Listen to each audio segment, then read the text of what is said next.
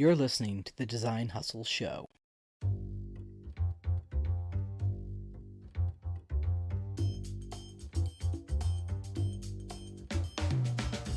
The Design Hustle Show is all about providing tips, tricks, and best practices regarding marketing and design for your hustle.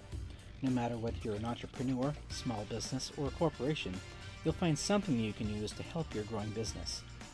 Each episode, I'll have colleagues from the marketing and design industry to share what they know and how you can use it for your situation. We'll talk in depth about what they do and how they do it. It's great stuff, and it's stuff you can use. Episode 2 of the Design Hustle Show covers plugins you need to have on your WordPress site, as well as some really great design resources. I welcome my friend Jesse Nicoli, a front-end web developer and graphic designer who has design agency experience and is great at finding better, faster ways to do things design-wise. Today we're going to talk about plugins and design resources that everyone should be using.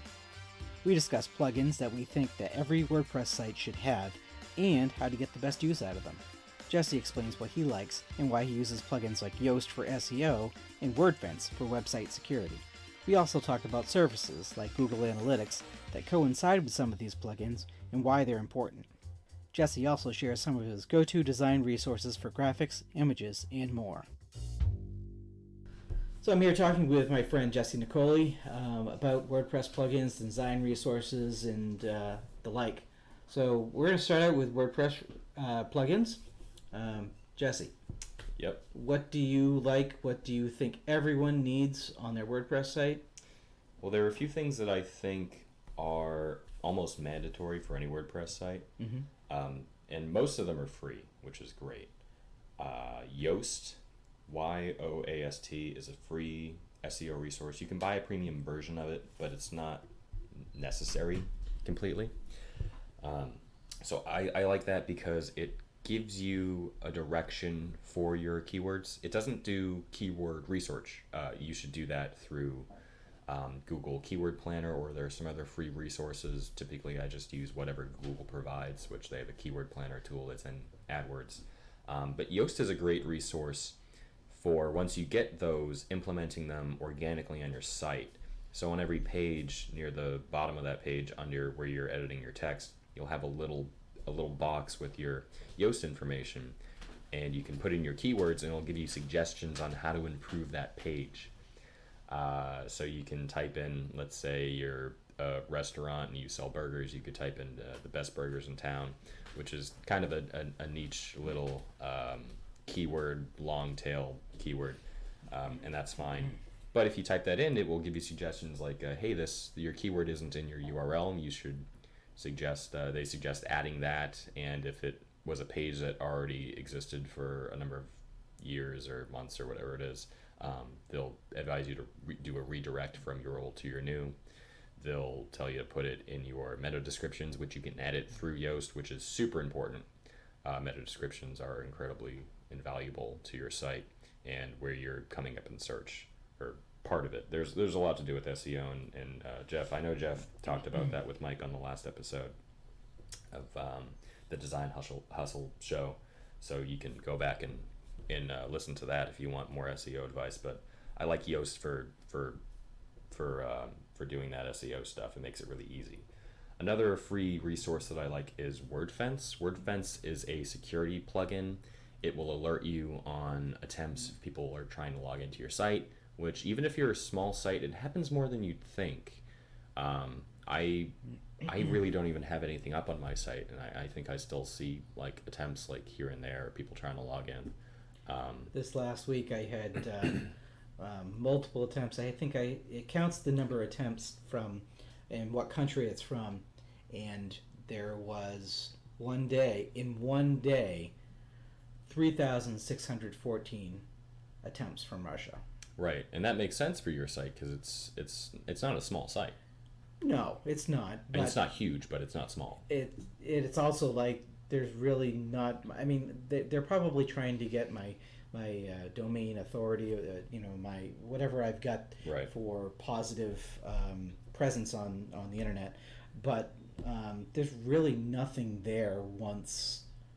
If they were to get in, there's really nothing there.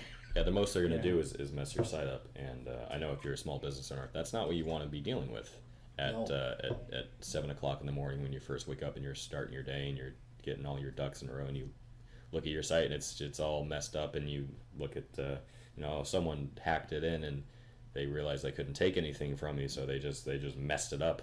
Yes. Which happens sometimes. I know you've run into that at least once. Yes, it's At least once recently. Yes, it's not good. But WordFence, they, in addition to what they offer as far as protection, they offer like help and recovery if you were to get hacked. Right. I've never had to use that, but yeah, for us, I make backups almost all the time. On the sites that or sites that are important. Not so much mine. Again, I don't have anything on my site. All of my suggestions are coming from my clients' sites that I use, that I have a bunch of these on. So yeah, WordFence is, again, it's one of those invaluable things where it's free, so why wouldn't you have that added layer of protection? Moving on, I think something everyone should have, you don't see a lot of sites without contact forms. right. And if you're trying to build one yourself, I know you can do that through HTML, CSS, and PHP. You need PHP to handle the requests, which may or may not be a little too technical. But essentially what it does is it tells the HTML side where you're entering in all your information. It says, hey, take the information and then do something with it, which is normally send an email to me with the information. There's a plugin that I use called Contact Form 7. It's been around for a long time. It's pretty basic. It is maybe one of the most basic contact form plugins that you can have, but it's free and it works, and I haven't had any issues with it. There are some extensions you can also download which are free. There's a CAPTCHA plugin that works alongside Contact Form 7, where you can add an easy CAPTCHA. CAPTCHA is basically when you're on a page and it asks you to type in some letters and numbers, it basically proves that you're a human. So it tries to reduce the amount of spam you'll get from those contact forms, which is super nice. I know there are a bunch of other form plugins out there, and I know a good portion of them are paid plugins, like Gravity Forms, Ninja Forms. Any thoughts on those? I really actually haven't used a lot of the paid contact form plugins. I'm sure they're nice. I'm sure they have their benefits for being a paid plugin. If you are going to go with a paid plugin, I think that's great. I think if you're going to go the road of having something that's more premium, that's nice, and certainly will probably make things easier on you in the future. But if you're someone that's like a really small business or is just starting out and you just need to save some money or get something up, I would recommend the free ones. But if you're getting headaches over making things with free plugins, explore the paid options. It's normally worth it in the long run to pay $20, between $20 and $45. No, sorry. Oh no, go ahead.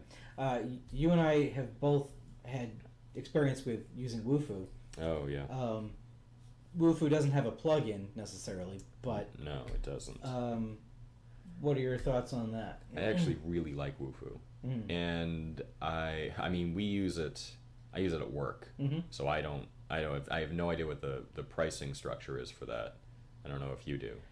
It's affordable. They just raised their price. I'm using Wufoo, and I think it's I've got 100 forms, 1,000 entries per month, and it's about $40.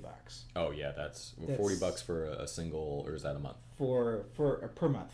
Per month. Okay. And all of the form entries are there. I mean, 100 forms, 1,000 entries a month. I never max that out. I haven't yet. Right. But yeah, I mean, it does the job. It does it really nicely. It's easy to use. All of those things. Plus, there are a cool assortment of things you can do with Wufoo, and you can add branching and logic. with Wufoo forms. And what that means is, let's say you want someone to make a choice on your form, and then you want something else to show up after someone's made that choice. Like, hey, do you want to answer this question, yes or no? And then you hit yes, and then another box pops up like, well, here's the question that you said you were going to answer. And it's as simple as that. You just go and you add it in the back end. It's all very logical and straightforward.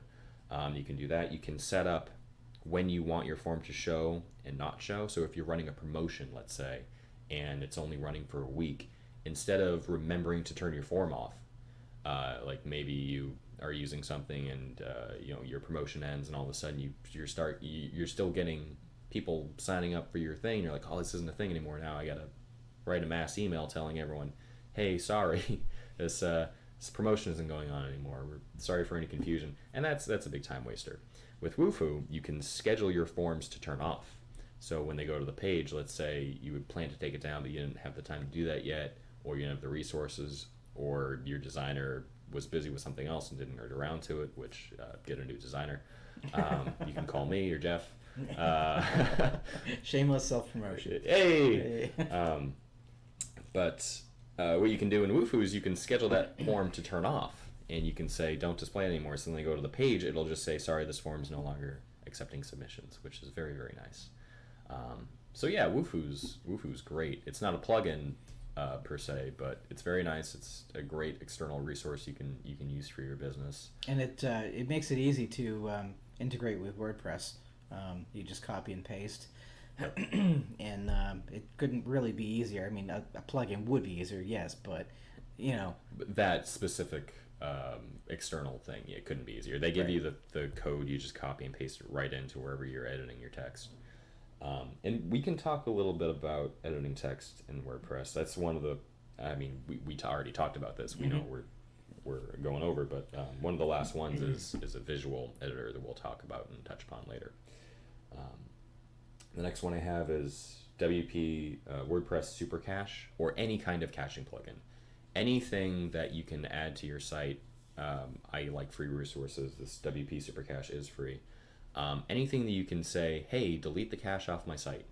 It's too often where, at least Jeff and I, we're building a page and we make a change, and maybe we see it because we've cleared our cache in Google Chrome or Mozilla Firefox or whatever other browser. I mean, those are the two we typically tend to use, unless we're debugging and then we're using everything that's available to us and whatever anyone else uses. But with making changes like that, not everyone's going to be clearing their cache. So you might make a change and your customers or users may or may not see that change until they've cleared theirs. So it's a good thing to have that level of control where you can tell your site, hey, take all the information out and refresh. That way, whenever anyone goes to your site, they'll see the change you made, which might not always be apparent. I mean, you can make a change and then there might be a user that's visited your site and downloaded the information from it, and they just don't see that style change you made. Right. So it's nice to have something. I've noticed, because occasionally Super Cache won't work for me on a certain installation. Yeah. So what I'll use is W3 Total Cache. Oh yeah, that's another also good one. free, does the same thing, easy to use, but worth it. Definitely worth it. Speeds things up. Having those, one of or both of those, not both, but one or the other of those, is a great addition to your WordPress site. Yes, I agree. The next thing on my list it's kind of optional. Mm-hmm. What's not optional is using some kind of analytics, which for me it's Google. I love Google. Yes. They handle everything really well. Yes. So I use Google Analytics, and you can install tracking codes yourself. If you're on WordPress, you can go into your theme and go into, if you've made a child theme, go into that, copy your header, and then paste the code in the header PHP, which if you have the access to FTP into your backend, into your PHP files, you can do that. Or you can download Google Analytics for WordPress by Monster Insights, and it takes care of it. It's super, super simple. It's free. So if you're someone that doesn't have a lot of experience with going into your FTP files through some kind of FTP client like FileZilla, or what do you use, Jeff? I use Fetch. Fetch, that's right. Either one of those. If you don't have experience with that, you can download this plugin, and it kind of takes care of everything for you. And if you're not using Google Analytics, I would suggest you do that. It's helpful to see what people are doing on your site. Mm-hmm. Oh, absolutely. In any level, because if you are expecting people to go to your site and buy something, if you don't know what they're doing when they get there, how can you make your site better? Exactly. They might get to your homepage and not know where to go, and they might maybe bounce around to a couple pages and then book it off your site.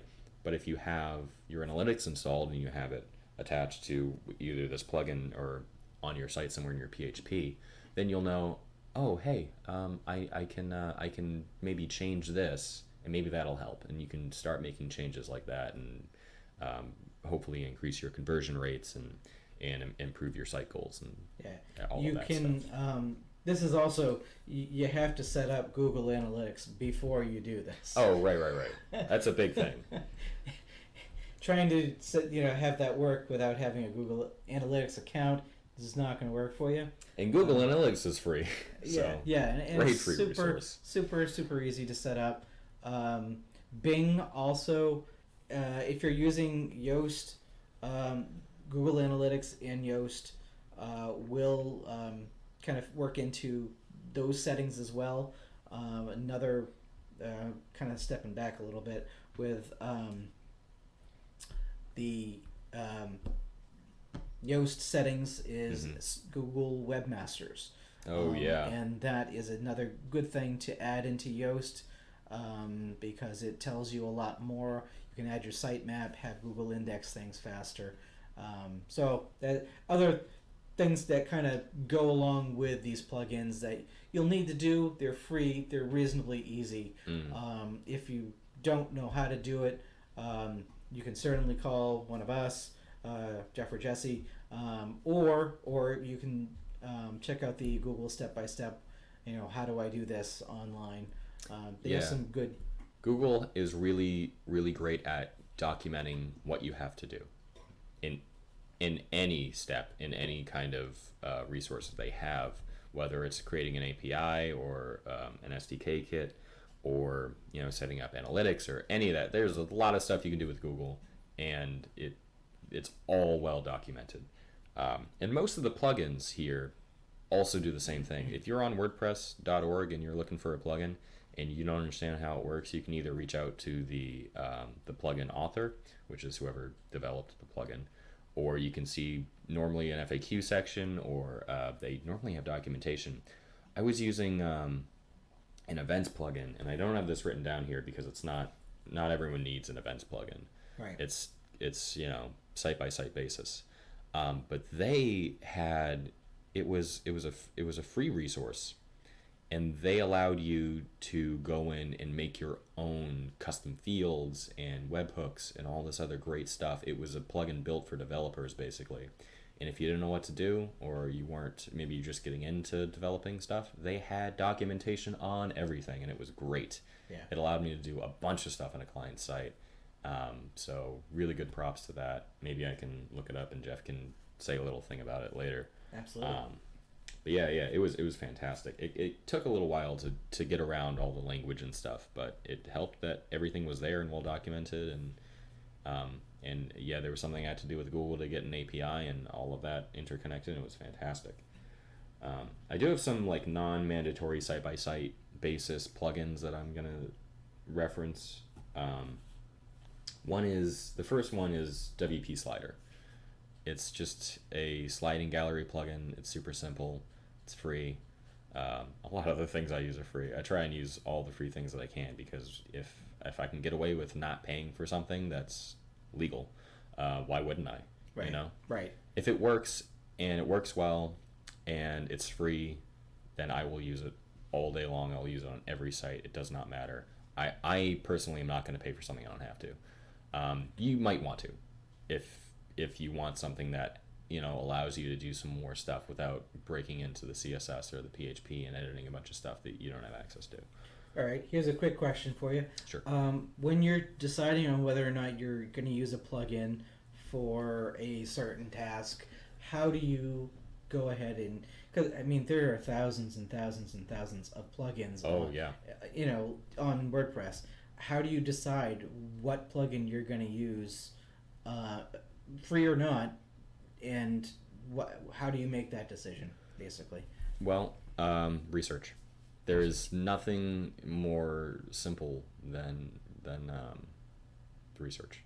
Mm-hmm. Like, I mean, I could give you a bunch of ideas and ideologies to why you should go, and it all comes down to how much time you're going to spend looking up what you need and how many things you're going to compare. So what I'll do is, well, the first thing I'll do is I'll just either go to WordPress.org or I'll go to Google and I'll type in such and such plugin. So if I need an appointment scheduling plugin, I'll go and I'll just type in appointment scheduling plugin for WordPress to Google, and it'll give me a list.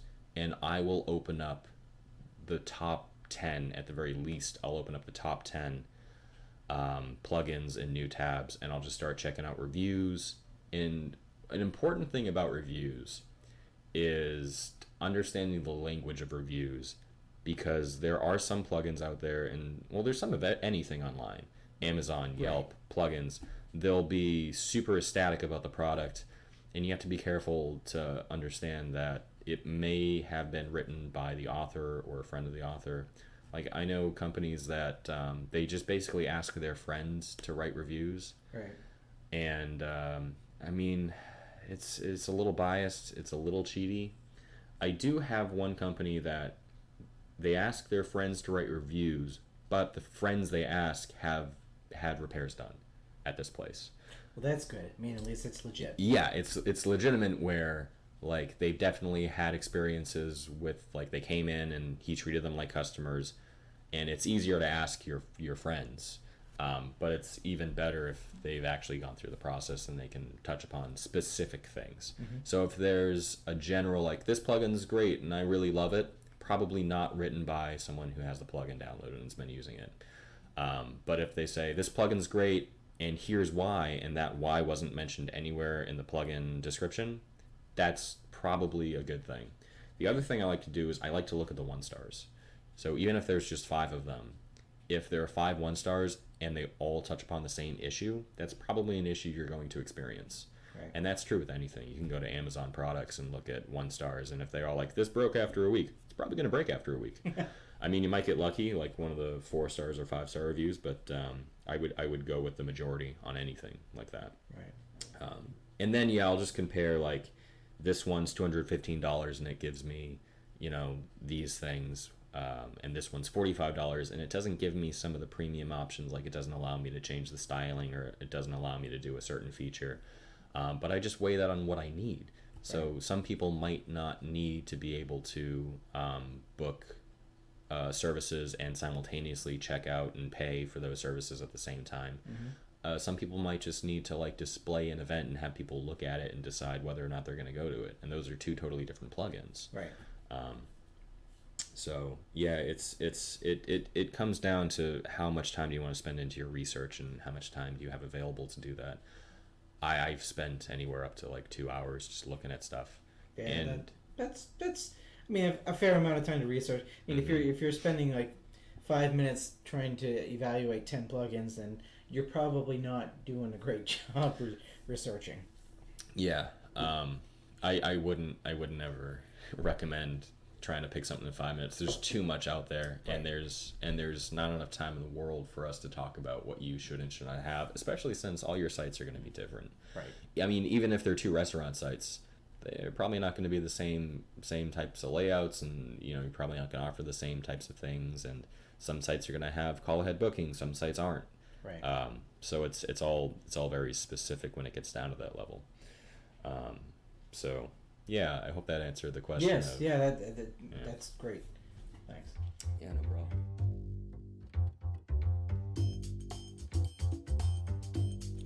We're going to take a quick break and get right back to the conversation.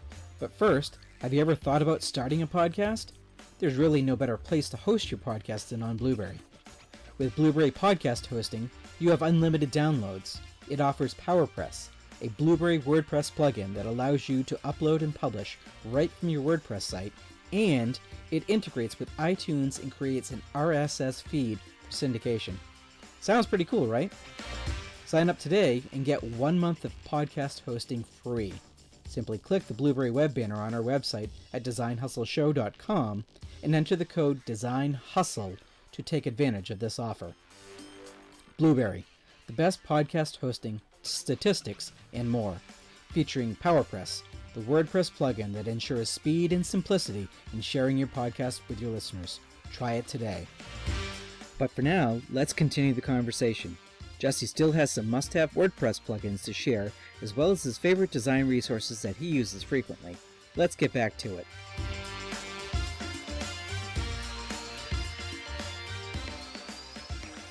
Another free resource that you may or may not need, but I use sometimes, is Pop-Up Maker. Pop-Up Maker is a neat little resource. It's another free plugin. It allows you to make pop-ups on your site. So let's say you want someone to fill out a form, which is, I mean, there are better ways to do that on a site. I typically tend to either put it in a sidebar or put it in the footer, or put it maybe somewhere in the header if it makes sense. Not always. Right. But you could essentially, like, someone gets to your site, and then once the site loads, the event triggers. And it could trigger immediately, could trigger after a couple seconds, could trigger on a scroll. It's basically going to say, once this thing happens, then show this. And what it does is it makes a pop-up on your site that says, hey, if you really like our content, then fill out this form. You could do something which it's a little less intrusive, in my opinion. You can attach it to an element on your page. So let's say you are on a blog and you want people to read the blog, and if they read the whole blog, you want them to fill out a form. Well, if they scroll down to a certain point, you can have an element on the page that's like, maybe it's a contact us button, maybe it's just an empty div that has an ID attached to it that says pop-up form. And basically you can tell the pop-up to, once it sees that on the page at a certain point, whether it hits the header or the footer or whatever, to show the pop-up. And it says, hey, you read our entire blog post, you must really like us.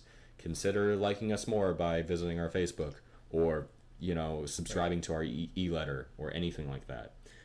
So it's a nice little thing to have. I actually use that on a site, and I don't use it as intended. I use it to tell people that the office is closed, because the office closes kind of frequently sometimes, or it's the guy takes a few days off to do something. So basically it's an onload thing, and it onloads on every page, just because, important thing, people aren't always going to your homepage. Right. If they're searching you on Google, they might go directly to a product page or an about page or a contact page. So I have that load on every page just to be safe. It just basically says, hey, we're going to be out of the office until such and such time. And it's an easy way to make that notice, instead of going in and editing all of your contact information, or editing a page that someone might not see. That's a good idea. Yeah.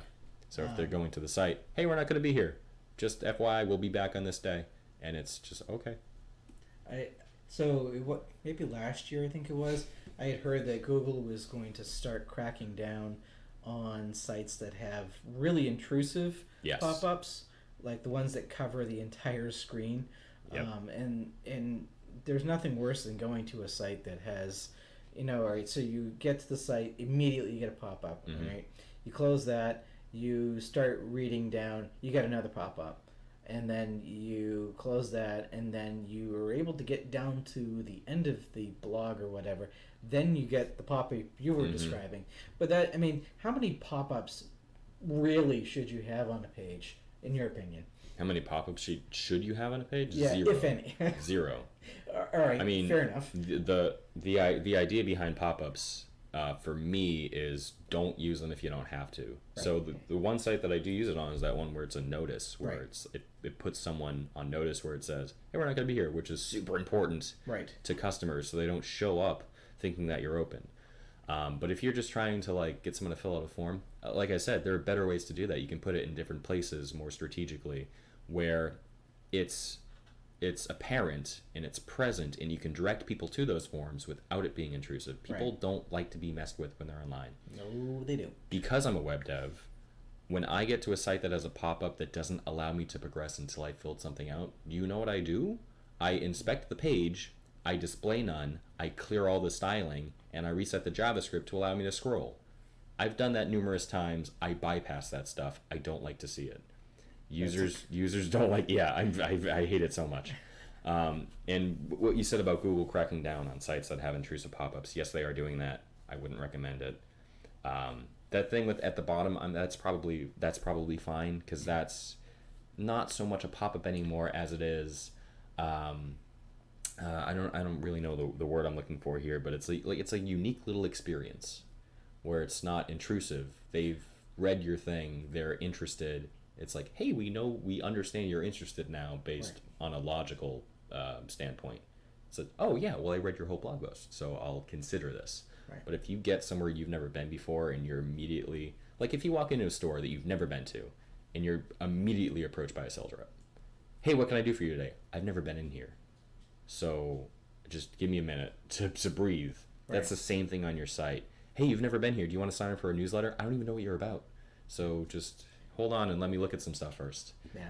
Well, in the instance where, if you get down to the bottom of the page and you're hit by 3 pop-ups, then I will almost always leave a page because of that. And even if it's content that I'm really looking for, I'll leave a page because of that. Yeah. Just because principle. Yeah. Definitely. Also, avoid pop-ups on mobile at all costs. Yes. Oh God, yeah. One, it's hard to fill that stuff out on mobile, especially in a pop-up, because you're adding padding to the element. Now it's super, super small. And secondly, Google is totally against pop-ups on mobile. Just delete them now. Find a different way to implement them. Pop-up Maker allows you to disable it on mobile. They do, which is nice. Yeah, they're very nice like that. And I think they, I might be getting this wrong, but I think they have a little thing about like the size you should have it at. I could be wrong though. I think so. I mean, if not, then just kind of use your best. 20% of the screen. Right. Which again, it varies screen to screen. They're not all the same size. What we designed for is a range. Right. So I would take the average screen size, which I think now is around 1366 or something like that, is the average of the width. The height, I would go for this. I would always go the smallest on that one. So the screen size probably around 700 pixels. So 20% of that should be whatever the size your pop-up is. So it should be relatively small. Yeah. And it also doesn't have to cover the whole screen and have an overlay. It could just be a small pop-up in the upper right-hand corner. Something as simple as that. Next free plugin, mandatory. Some people might like it, some people might not. It's WP Post Page Clone. So what that does is it allows you to, let's say you've made a page. Let's say you've totally styled out a whole page.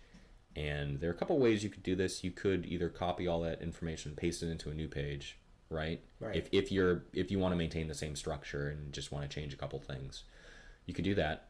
Or with this plugin, it adds a little option to the options under the pages where you'll have like trash or quick edit and all that stuff. It'll add a clone button, and it just makes a duplicate of the page. It's super nice. So then it removes a couple steps. But it's not, in my opinion, super necessary. If you're using a visual editor, it's a lot easier to do that. Right. Potentially. I mean, there are a couple of different ways you can do visual editor edits between pages, but having that little button to click once and then you change a couple things, very, very simple. WP limit login attempts. Jeff mentioned this before we started, but I guess a lot of hosts implement that on your WordPress site depending on who it is. Yeah, it'll be one of the automatic installs when you install the WordPress installation. To begin with, it just comes in with Hello Dolly and limit login attempts. Sometimes you'll get other such type security plugins. features. Yeah. And usually what I do is remove Hello Dolly because It's just unnecessary. yeah, and it takes your site longer to load if you've got more plugins activated and installed. And if you don't need it, then get rid of Do you it. want to tell people what Hello Dolly is? To be honest, the- You've no idea? I've no idea because I'd never used it and I just automatically delete it. Really? Yes, I do. Oh, you don't even know what it is? Hello Dolly it's a line from a song from a long time ago. And all it does is it loads a line from that song in the back end of your WordPress site. It's just a neat little, hey, look at what we can do. That's it. That's all it is. I think I've seen it. It'll pop down from Yeah. the top. Yeah. Yeah. Yeah, it's not anything. I think, and this is hearsay, but I believe that what they did is they want to show you just a small, this is a plugin, this is what plugins are and what it can do. And it might inspire you to say, hey, I could do something like that. And I think that's the idea because WordPress is community driven and you can go in, you can create your own plugins relatively easily. I mean, I've created plugins and it's super simple for a dev. Especially if you just want to handle like a new sidebar. You can create a plugin yourself and just put it on your site. It doesn't have to be published either. You can just make it locally. So I think that was the idea with Hello Dolly. Yeah. But yeah, it's useless to your site. It doesn't add any value to it, so just like take it that off. was the only thing I've seen. I didn't realize if that was the only thing it does. Oh yeah, that's the only thing it does. All right, so that's why I deleted it. Yeah. Anyways, getting back to limit login attempts, it's a good one. Sometimes hosts will use Loginizer, but limit login attempts is usually the standard for WordPress to load in automatically. But yeah, good one to have. Yeah. I think the name speaks for itself. Yeah. What it does is exactly what the name. It limits login attempts. So if people are trying to log into your site from other countries, hey, can't do that after 4 or 5 or whatever it is that you set it to. Plugin vulnerabilities. Next free plugin. I think. I don't know if we vetted that. You can look that up yourself and then you let us know if it's free. Yeah. It's a good one though. It'll tell you if there's any, because honestly, if someone's going to get into your site, it's probably going to be through a plugin that hasn't been updated or has a vulnerability within it. So that's the kind of thing that you want to always make sure the plugins are up to date, free or not, and just make sure that they don't have any vulnerabilities. If they do, feel free to contact the creator of the plugin, because if they don't know, then chances are you're not the only one with that problem. Right. And WordPress has a really great community that's driven by developers and users together, where you can find forums and support threads and all that stuff, and you can contact them directly. And sometimes, it's just as simple as creating a new thread and saying, hey, this is broken.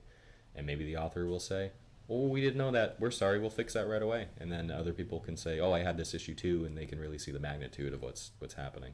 Right. So yeah, it's a nice little thing to have. The last plugin on my list, and there are so many we could go over, but it's unnecessary. These are necessary, required. Not necessarily required, but we think they should be a requirement. Yes. They'll make your life a lot easier, or your online life a lot easier. The last one that I have is a paid plugin, and back when Jeff downloaded it years ago, it was Visual Composer. Yep. Now it's WP Bakery Page Builder. Yep. So it used to be a little less expensive. Right now it's $45. Yes. And that's not bad for what it is and what it can do. Yeah. So when I make sites, I actually don't use this personally. Not because I don't like it. Well, sometimes it gives me issues, but I think that's a case-by-case basis. But typically it's a very solid plugin. I don't use it because I was always so used to coding everything by hand. That's just what I do personally now. I code everything by hand, and it takes longer. I'll say that right now. It takes a lot longer. But again, I like getting by with free stuff, and a lot of the sites that I build personally, I don't need this on. Right. I did recently suggest this to one of my clients, though, because they're very design oriented. They actually do videography. If you mind, I can plug them. No, why not? Sure. It's markinsmedia.com. And we are currently in the process. We're meeting sometime soon to go over her new website. This plugin allows you to edit all of your posts visually. So basically, you can go in, and there are a couple different ways you can edit.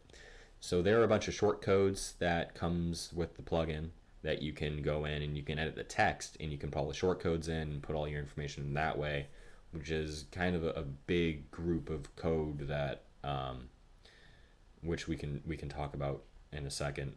Or you can edit in the back end of WordPress in a visual style, where you can create page sections and rows and elements, and you can break it all out, and it's pretty easy to understand once you look at the front and back end at the same time. You can see, oh, well, this row does this, and if I want a title, I just type in fancy title, and oh, there it is. I drag that in, and oh, look, there's my title, and it gives you all the options to center and style and all that stuff. And you can even add, and I think WordPress Bakery Page Builder that's the CSS on page, or does that load in? I think that's a standard feature. Which is nice, because let's say you have the same element on 3 pages, but one of them you want styled differently for whatever reason. You can call to that on the page level, so it doesn't affect your whole site. Yes. Which is very nice. Yes. So instead of giving it a different class, you can just call to the same thing on a different page, and it's super, super nice. You can also edit on the front end visually, completely visually, which is new-ish. It hasn't been around that long, but it works. I play with it a little bit. Again, I stick with what I'm used to, so I don't really use it a lot. But if you're used to WYSIWYGs, it's similar to that. It's not exactly the same, and it's not exactly the same because it's much better. Right. I think anything is better as being more solid code structure-wise. So a lot of the WYSIWYGs, what ends up happening is it creates a bunch of position absolutes. And what that means is it takes an element and it puts it in a space on your page, and then it stays there forever. It doesn't matter if you resize or whatever you do. The only way that changes is if you have a mobile version where you reconfigure everything and it gives new position absolutes. And I don't like that. It's not my favorite thing. I like responsive editing. I like responsive design. I like things to work across devices. Right. So with the visual editor here, it does that. So it builds the code in a way that is responsive natively, right, which is fantastic. So you can go on the front end and see how everything looks as you're building it, which is very, very cool. And for $45, it is such an invaluable resource for someone who doesn't know what they're doing with code, and they don't have the money to hire a designer, and they need to get something up now and get something up that works and is solid. Right. Instead of using any other, I won't discredit any services because I haven't used them, and I don't know whether or not they could be good. I don't know. I don't like them. But any other kind of WYSIWYG page builder. Yes. WYSIWYG, by the way, is what you see is what you get. Right. Yep. So yeah, that pretty much covers all of the stuff that I wanted to talk about with plugins. All right, cool. You got more design resources you want to share with us? What you like, what you use? Oh, sure. Yeah, design resources. I really only have a few. And there's one that I'm trying to think of. Oh, you know what? I just thought of a couple. We can talk about. So one is Spoon Graphics. There's Spoon Graphics. A coworker turned me onto this. He uses them. He's used them for a long time, and they're based out of the UK. Their site has freebies on it. So it's like a design firm or a freelancer. I forget which one. But they have freebies on their site. You can just go and take, and they're just like, yeah, use them as much as you want. And they have some really great stuff. Huh. You can sign up to be a part of their club, I think. I don't know how much that is. But occasionally I'll get emails and it says, hey, for only for club members. And it will be a freebie that's just a little bit more nice, or a little nicer than the other freebies you get. But the ones they have that you don't sign up for are pretty nice, and they're great for commercial projects and personal projects. Cool. So I recommend checking them out. They also have a bunch of tutorials Nice. for stuff, and they're very comprehensive. So I like them a lot. Cool. Spoon Graphics. I'm gonna mispronounce this, but in Envato Market, Envato Market. They have some neat stuff. Again, some of them are paid. I think some of them are freebies. There might be some freebies on there. Most of what's on there is paid, depending on what you're looking for. I mean, there's a huge collection of everything from video to WordPress themes to just you name it. It's there. I think they do have like either monthly or weekly freebies. Different things that come out. It could be And I don't download a lot of the stuff. Like, I never download the themes. I only ever use one theme, and it's whatever WordPress theme is available. Like, if it's 2018 or 20, it doesn't matter. I just take that and I blow it out and I make a child theme. Or I actually use Basic a lot. There's a theme called Basic, and that has nothing in it. All it is a responsive nav and a color, and that's it. So I like that because I don't like to start with anything that I have to break apart a lot.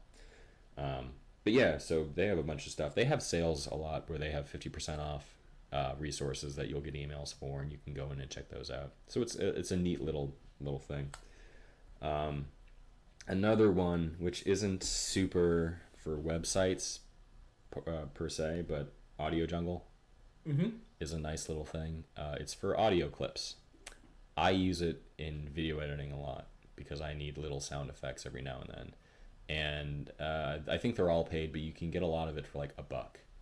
Some of it's very affordable. I mean, you can get a nice set of music with different lengths of tracks. Yep. 30 seconds up to 2 minutes, 3 minutes, for $20 or less. Right. You know, I found it to be really nice. And occasionally they have freebies, and they're worth it. Yeah, they are totally. And there are a couple the ones that I had just thought about. There are a couple of free resources that I use for images. I don't mind iStock. I don't love it. I feel like there are too many people on iStock who are supplying images, and they get paid for those images. So the thing is, they want them found. So what they do is that sometimes they pump a lot of keywords that don't make sense. So if you're looking for something, you run across things that don't make sense. Right. The reason is they're pumping in stuff that is kind of a little bit related because they want their image found. What they don't understand is no one's going to download it if they're searching for the wrong keywords. It's not what they want. Right. No one's ever looked for a grill and then found a sports car and go, oh, I need to download that. That's never happened. Nope. Yeah, it's like, unless they're coincidentally working on a home improvement store project and also a car dealership project where they need that specific thing.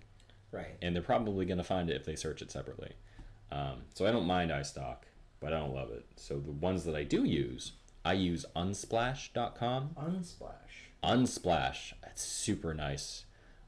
When I was using it a few years ago, it was just this kind of, not dinky site, but it was very minimalistic. So you didn't have a search, you didn't have anything on it. You just kind of scrolled down and it would show pictures. But the pictures are really nice pictures. Now they have a search, and it's built up a little bit, and it's still free. So you go and you look at the pictures, you look at your search stuff, and a lot of it's kind of artsy, in my opinion, but they make for really great background shots. Yes. And they make for things that you could potentially extract and create something new out of. And it's all free. It's all commercially free. They might have some kind of standard license, so I would pay attention to that when you're downloading. Right. But for the most part, I don't even think you need attribution for those images. I'm pretty sure. I would read the license and what their terms are, because they've changed a little bit. But they're very nice. I like them. The next one is morguefile.com. If anyone doesn't know what a morgue file is, some designers will have a morgue file. Like they'll have a folder called morgue file or morgue or whatever, and it's basically just dead images that they've used in the past or plan to use, or it's a collection of things that they might occasionally use sometimes. So morgfile.com is like Unsplash, where it's a bunch of free images that you can use for personal or commercial projects. Again, I'm not sure of the accreditation on the images. Some sites, when you download free images like that, they're like, you must say that it's an image from this person. Which if you're doing like a news blog and you need an image, those are great resources because it's so easy to have a small caption that says picture taken by so-and-so. Right. It's very, very simple. And in that context, it makes a lot of sense because people are used to seeing that under those images. If you're using it in a background image, I would double check that license, but I'm pretty sure you don't need accreditation for any of these. And the last one is Pixabay. What's that again? Pixabay, Pixabay.com. Okay. Pixabay. And that's, again, similar to Unsplash and Morgfile. I'll bounce between all three because all three of them have different quality of photos and different assets that you can leverage. So I'll use the same search term for all three and I'll just see what's out there. I find Unsplash to be the best at supplying high quality photos and with a bunch of different types of it's sometimes Pixabay and Morgfile it's hard to find some that you need, but I wouldn't count them out. They have some great resources. They're all free, and yeah, I use them all the time actually. Very cool. Yeah, excellent. Some things that I use and some things that I don't and haven't heard about, so thank you. So if you guys have any questions, feel free to email either one of us. And thank you, Jesse, for joining me. Yeah, and, it's great. Hopefully we'll do this again. Yeah, it sounds good. One last question. Mm-hmm. What's your favorite lunch stop? My favorite lunch stop? One that I like the best right now is in Derry, which it's walking distance from my house. It's Jake D's, and they have maybe, I don't know if it's the best roast beef I've ever had, but it's real close. They have hot roast beef sandwiches, and you can get a super beef on an onion roll, and it's maybe my favorite thing in the world. Comparable to another place that doesn't exist anymore, so I was really happy when I found it. Awesome. Yeah. Cool. So Nick D's and Derry. Jake D's. Jake D's and Derry. Jake D's. Shout out to Jake D's and Derry. Excellent.